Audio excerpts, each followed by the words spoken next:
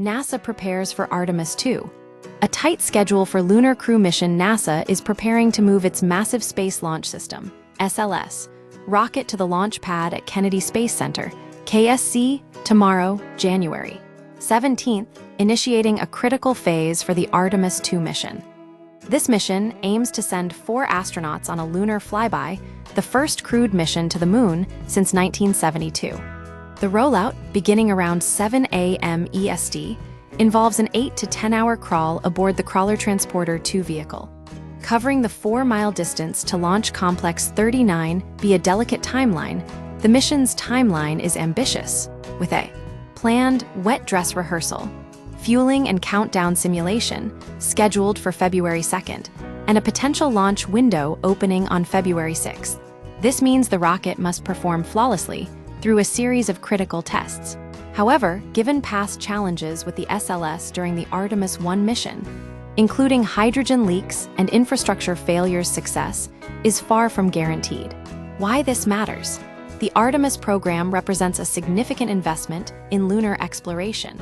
The success of Artemis 2 is pivotal not only for human spaceflight, but also for validating the SLS rocket and Orion spacecraft, laying the groundwork for future crewed landings. A delay could impact the program's overall schedule and cost.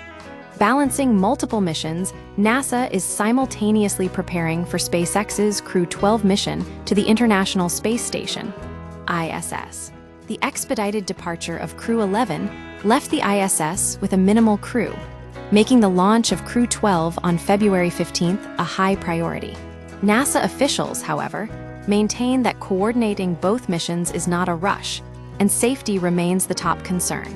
It's not prudent for us to put both those missions up at the same time, but we also have to ensure that both of them are ready to go, stated Jeff Radigan, NASA's lead flight director for Artemis 2.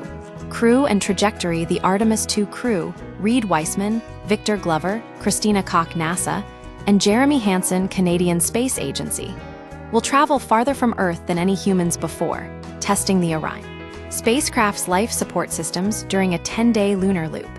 Unlike the Apollo missions, Artemis 2 will not land on the moon. Instead, the crew will follow a free return trajectory, using the moon's gravity to slingshot them back to Earth.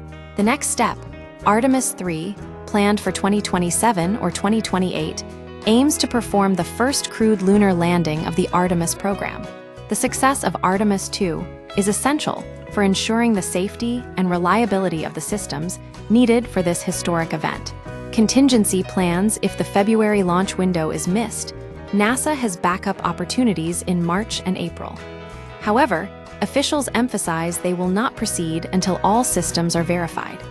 "We're going to do our job to be ready to go fly," said John Honeycutt, Artemis 2 Mission Management Team Chair. "I'm not going to tell the agency that I'm ready to go fly until I think we're ready to go fly."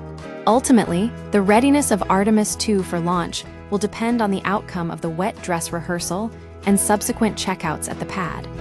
The agency is proceeding cautiously, prioritizing mission integrity over strict deadlines.